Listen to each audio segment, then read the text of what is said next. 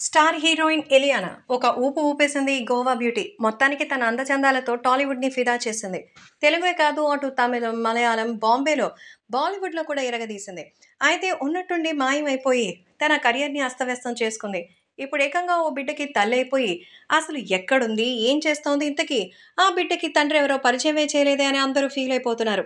So చాలా కాలం తర్వాత అమర్ అక్బర్ ఆంటనీ సినిమాలో చేసిన పెద్దగా ప్రయోజనం రాలేదు.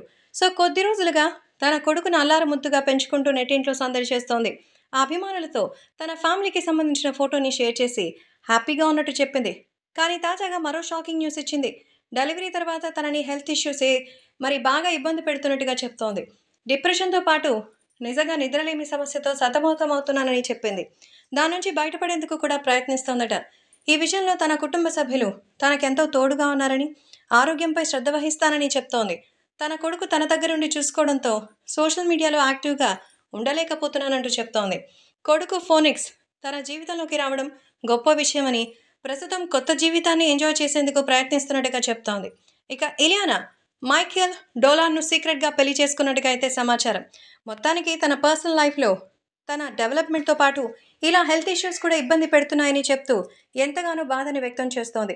కానీ తొందరగా కోలుకోవాలని ఆ అభిమానులు కూడా ఇలియానాకి గెట్ వెల్ సూన్ అంటూ మెసేజ్లు పెడుతున్నారు.